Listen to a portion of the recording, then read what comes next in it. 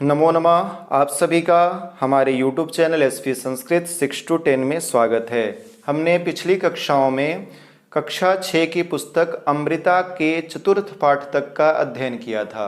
आज हमारे अध्ययन का विषय है उसी पुस्तक के अंतर्गत पंचम पाठ। आप देखेंगे सबसे पहले यहाँ पे दिखेगा आपको पंचमः पाठः यानी पांचवा पाठ। पाठ का शीर्षक है मम परिवारः। मम यानी मेरा, परिवारः यानी परिवार, मेरा परिवार। आइए इस पाठ को पढ़ते हैं और इस पाठ में आए हुए वाक्यों के अर्थों को समझने का प्रयास करते हैं। इदम मम गृहम अस्ति। हम प्रयास करेंगे हिंदी और संस्कृत साथ में पढ़ने का। इदम यानी यह, मम यानी मेरा, गृहम यानी घर, अस्ति यानी है, यह मेरा घर है। अत्र मम परिवारः निवसति। अत्र यानी यहाँ, मम यानी मेरा, परिवारः यानी परिवार, निवसति यानी रहता है, यहाँ मेरा परिवार रहता है। मम परिवारे अनेके जनाः सन्ति। मम यानी मेरे, परिवारे यानी परिवार में, अनेके यानी बहुत सारे, जनाः यानी लोग, सन्ति यानी हैं, मेरे परिवार में बहुत सारे लोग हैं। मम पितामहः वृद्धः अस्ति। मम यानी मेरे, पितामह यानी दादा, वृद्ध यानी वृद्ध, अस्ति यानी हैं, मेरे दादा कैसे हैं? मेरे दादा जो हैं वृद्ध हैं, बूढ़े हैं। स द्वारे एव खट्वायां तिष्ठति। सह यानी वह, द्वारे यानी द्वार पर, एव यानी ही, खट्वायाम यानी खटिया पर यानी खाट पर, तिष्ठति यानी बैठते हैं या बैठे हैं।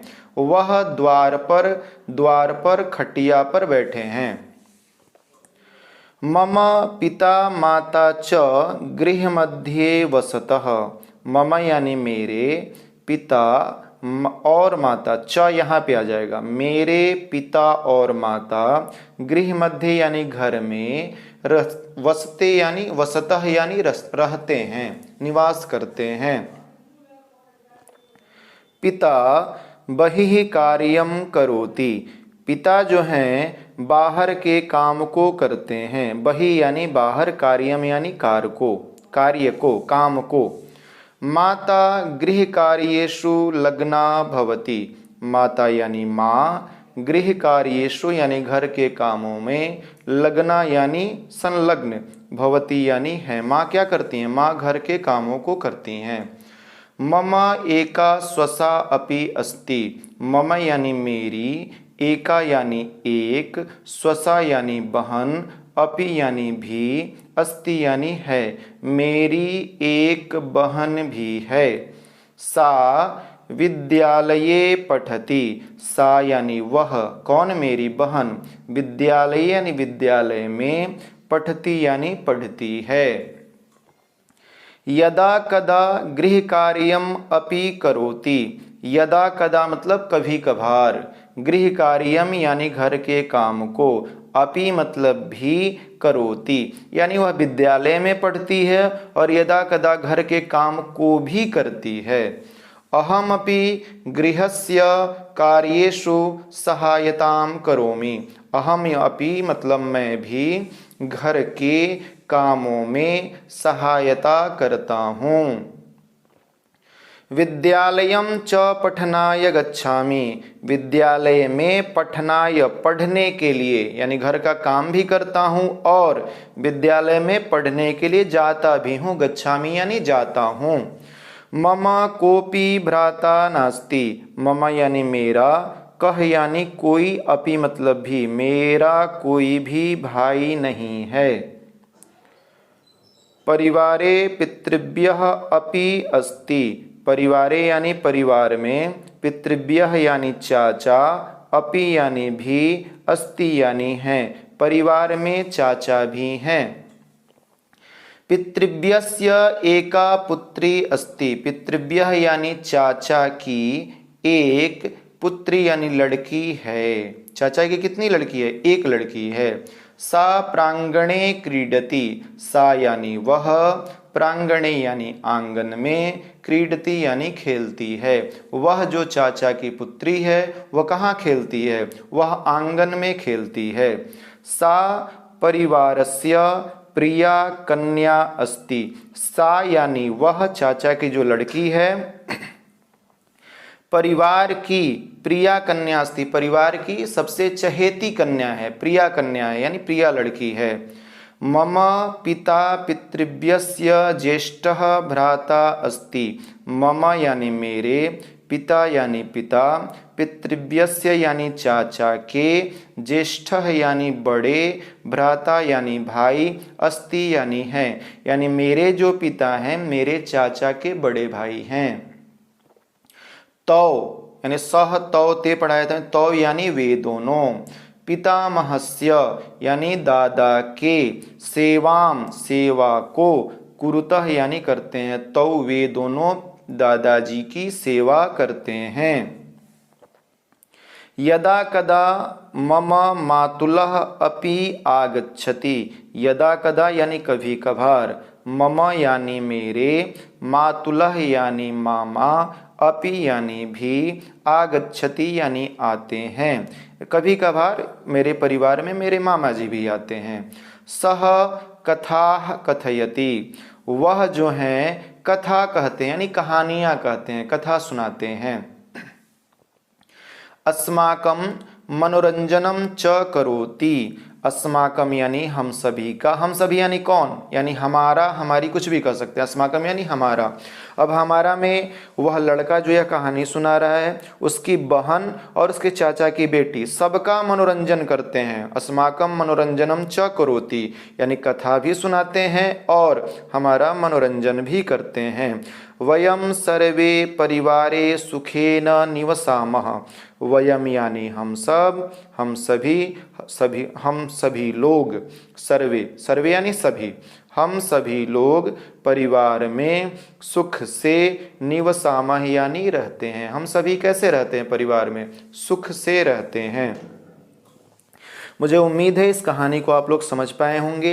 एक लड़का है जो अपने परिवार के विषय में बताता है। वह बताता है कि मेरा एक घर है, हमारे घर में बहुत सारे लोग रहते हैं, मेरे एक वृद्ध दादाजी हैं, मेरे परिवार में मेरी एक बहन है, मेरे एक चाचा जी हैं, चाचा जी की एक पुत्री है, मेरे पिता और मेरे चाचा जी दोनों मिलकर के मेरे दादाजी की सेवा करते हैं, मेरे मामा जी कभी कभार मेरे घर पे आते हैं, वो हमें कहानियाँ सुनाते हैं और हमारा मनोरंजन भी करते हैं। ये कहानी का लक्ष्य है। इस कहानी को समझा आपने। अब नमो नमः। पिछले वीडियो में हमने पढ़ा था अमृता नामक पुस्तक के पंचम पाठ को। आज हम उसके प्रश्नोत्तर पे ध्यान देते हैं। सबसे पहले यहाँ पे देखेंगे व्याकरणांश के कुछ भाग हैं, जैसे विशेषण और विशेष्य के संबंधों के विषय में बताया गया है। जैसे देखिए, कोई भी विशेष्य होता है तो उसका एक विशेषण होता है। जैसे अच्छा लड़का, तो यहाँ पे लड़का जो है विशेष्य है और लड़के की विशेषता क्या है कि वह अच्छा है।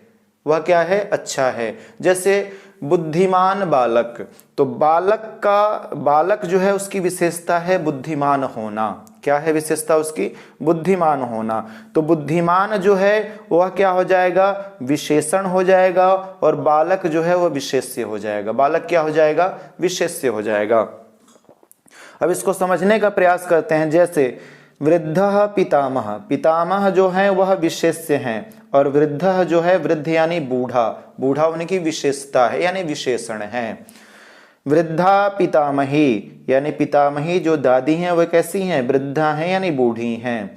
नवीनम फलम यानी फल कैसा है? नवीन है। यह नवीन उसकी क्या है?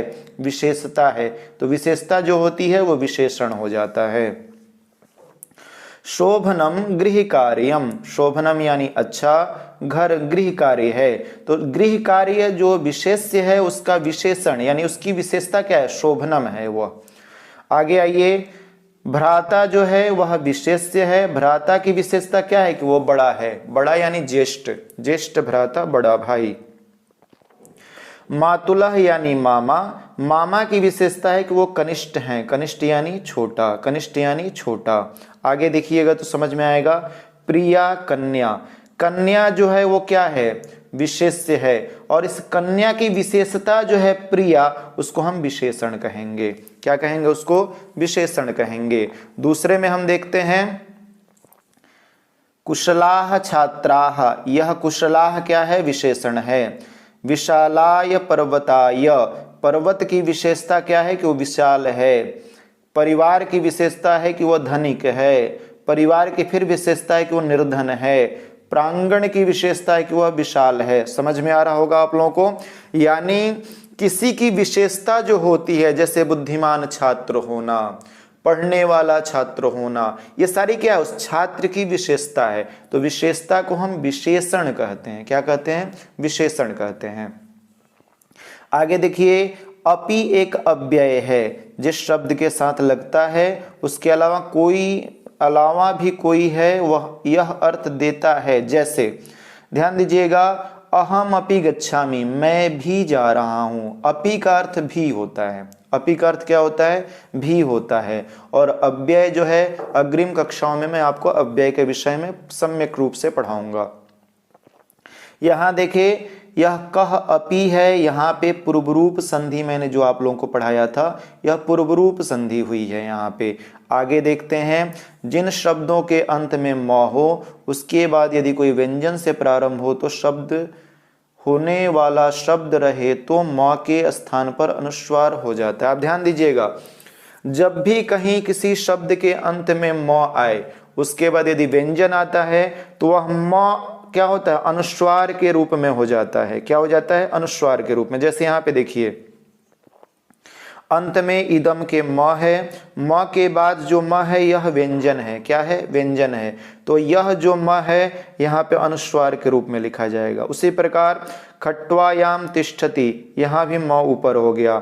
कार्यम करोति, यहाँ भी म ऊपर हो गया। वयम सर्वे, यहाँ भी म ऊपर हो गया। सेवायाम कुरुतः में सेवाम में क्या हो गया, म जो है वह अनुस्वार के रूप में परिवर्तित हो गया। लेकिन यहाँ पे समझने वाली बात है, म के बाद यदि कोई स्वर वर्ण आए तो म ही रहता है, उसमें कोई परिवर्तन नहीं होता है। जैसे त्वम अपि, त्वम अपि, देखिए त्वम अपि जो है म में अ मिल गया, यानी म व्यंजन में अ मिल गया, त्वमपि बन गया। या आप अलग अलग ऐसे भी लिख सकते हैं, लेकिन इसका कारण समझना होगा। इस म के बाद जो अ है वह स्वर है, इस म के बाद जो क है वह व्यंजन है। तो म के बाद व्यंजन हो तो म जो है अनुस्वार में बदल जाता है। म के बाद स्वर आए तो म जहाँ है वहीं रह जाता है, अनुस्वार नहीं होता है। इसको सिर्फ ऐसे ही समझ पाएंगे आप। इसको आप सम्यक्तया बनाएं और समझने का प्रयास करें। नहीं समझ में आए तो मुझे कमेंट करके बताइएगा। अब आते हैं इसके प्रश्नोत्तर पर, ध्यान देते हैं। प्रश्नोत्तर पे सबसे पहला जो ध्यातव्य विषय है, इन शब्दों का अर्थ बताएं। किन शब्दों का, जो यहाँ पे दिए हुए हैं। सबसे पहला शब्द है मातुलह, मातुलह का अर्थ होता है मामा।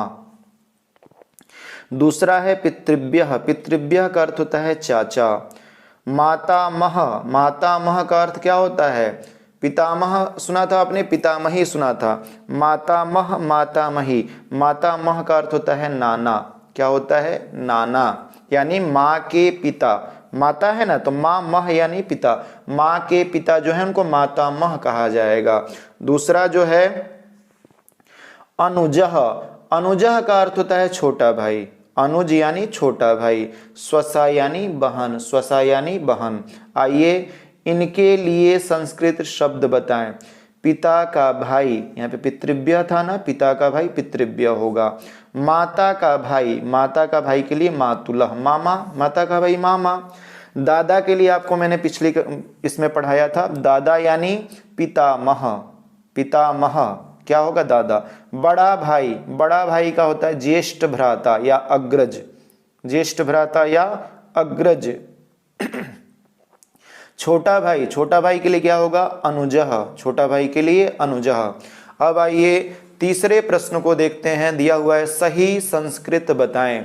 परिवार में तो परिवार में जो है सप्तमी में आता है। आपने पढ़ा होगा में पर कहाँ का सिंबल है, अधिकरण का सिंबल है। तो राम शब्द के रूप में आपने पढ़ा है, राम शब्द के सप्तमी एक वचन में रामे बनता है, तो परिवार में परिवारे बनेगा, परिवार में यानी परिवारे। दादा का के की संबंध का है, तो इसमें षष्ठी लगाइए। पितामहस्य, जिस प्रकार रामस्य बनाते हैं उसी प्रकार पितामहस्य। आंगन में, पुनः में आया तो प्रांगण राम के समान चलेगा, प्रांगणे। खेलती है, खेलती यानी क्रीडति, खेलती है क्रीडति। कहता है, कथयति, कथयति, कहता है कथयति। अब इसको पढ़ना आवश्यक है। पिता माता पितृभ्यश्च, पिता माता पितृभ्यश्च, स्वसा भ्राता पितामह, पितामही मातुलस्य च परिवारे वसन्ति ते। इनको समझना पड़ेगा, संबंधों के विषय में बताया गया है। पिता यानी पिता, माता यानी माँ, पितृभ्य यानी चाचा, स्वसा यानी बहन, भ्राता यानी भाई, पितामह यानी दादा, पितामही यानी दादी, मातुलह यानी मामा, च यानी और, परिवारे यानी परिवार में, वसंत यानी रहते हैं, ते यानी वे सब, ते यानी वे, वसंति ते वे सभी रहते हैं। अब आइए कार्येषु के आधार पर इन शब्दों के सप्तमी बहुवचन के रूप बताएं। जिस प्रकार कार्यम शब्द है तो कार्यम शब्द में क्या बनता है, कार्येषु। अब यहाँ गृह का क्या बन जाएगा, गृह का गृहेषु, चक्र का चक्रेषु, परिवार का परिवारेषु, प्रांगण का प्रांगणेषु, सुख का सुखेषु। कुछ नहीं करना है, उसमें एक ही मात्रा, और जैसे गृह यहाँ भी है ए और शु, यह क्या बन जाएगा, सप्तमी बहुवचन बन जाएगा। अब आइए कुछ लिखित प्रश्न है जिनको समझना जरूरी है। जैसे रिक्त स्थानों को कोष्ठ में दिए शब्दों से भरें। जैसे माता, खट्वायाम, कुरुतः, लग्ना, कोपी। इनको क्या करना है, इनमें भरना है, इनमें लिखना है उनको। द्वारे सह, द्वारे यानी द्वार पर, सह यानी वह, किस पे बैठते हैं, तिष्ठति यानी बैठते, तो खटिया पर ही बैठेंगे, तो खट्वायाम, ये खट्वायाम यहाँ आ गया। दूसरा है माता गृह कार्येषु, यहाँ भी डैश था तो यहाँ ऊपर से माता लिया हमने, लग्ना यहाँ पे लिया तो वाक्य बन गया माता गृह कार्येषु लग्ना भवति। अब अगला देखते हैं, मम कोपी भ्राता नास्ति, कोपी यहाँ से ला करके यहाँ रख दीजिए, यानी मेरा कोई भी भाई नहीं है। तौ पितामहस्य सेवां कुरुतः, तौ यानी वे दोनों, तो तौ के साथ उसका भाई भी आ गया है तह, क्या आ गया है तह, यानी वे दोनों दादा की सेवा करते हैं। अगला प्रश्न देखते हैं, 7वां।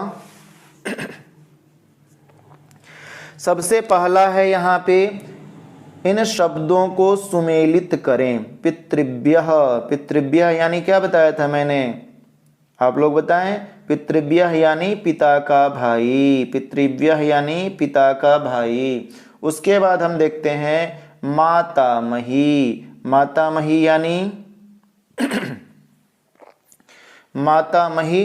अब अगला देखिए, सबसे पहले मातामही का यहाँ पे आपको नानी दिख रहा होगा, सेम उसके बाद वाला मातामही यानी नानी, और मातामह यानी नाना। मातुलह, मातुलह यानी मामा या माँ का, माता का भाई, मातुलह यानी माता का भाई। उसके बाद आप देखेंगे तो अगला है अनुजह, अनुजह यानी छोटा भाई, अनुजह यानी छोटा भाई। अग्रजह, अग्रजह अंतिम जो बड़ा है, बड़ा भाई अग्रजह में आता है। बड़ा भाई किसे कहते हैं, अग्रज को कहते हैं। उसके बाद देखिए लिख रहा है, इन शब्दों के द्विवचन और बहुवचन लिखें। आपने यदि राम शब्द पढ़ा होगा, आगे भी मैं पढ़ाऊंगा कक्षाओं के माध्यम से, और जो छात्र मुझसे क्लास में पढ़े उनको पता होगा राम शब्द के समान ही इन सारों के रूप चलेंगे, सभी शब्दों के। पितृभ्यः, पितृभ्यौ पितृभ्याः, पितृभ्यः यानी चाचा, दो चाचा, बहुत सारे चाचा, एक वचन, द्विवचन, बहुवचन। अनुजः अनुजौ अनुजाः, अग्रजः अग्रजौ अग्रजाः, पितामहः पितामहौ पितामहाः, परिवारः परिवारौ परिवाराः। कुछ नहीं करना है, एक वचन दिया हुआ है, द्विवचन और बहुवचन का आपको प्रयोग लिख देना है, उसमें द्विवचन और बहुवचन का प्रयोग लिखना है। अगला हम देखते हैं, इन शब्दों का अपने परिवार के विषय में 2 वाक्य संस्कृत में लिखें। आप अपने परिवार के विषय में लिखने का प्रयास कीजिएगा और लिख करके जो भी हमारे ग्रुप बने हुए हैं व्हाट्सएप पे या आप यूट्यूब पे कमेंट में भी बता सकते हैं। आइए 10वें प्रश्न को देखते हैं। इन शब्दों का वाक्य में प्रयोग करें। जैसे सबसे पहले क्या है, गृहे, तो इसका मैंने बनाया है इदानीम अहम गृहे अस्मि। इदानीम यानी अभी, अहम यानी मैं, गृहे यानी घर पर या घर में, अस्मि यानी हूं, अभी मैं घर में हूं। खट्वायाम, सह खट्वायाम तिष्ठति, सह यानी वह, खट्वायाम यानी खटिया पर, तिष्ठति यानी बैठता है या बैठा है। करोति, करोति, सह गृह कार्यम करोति, वह घर के काम को करता है।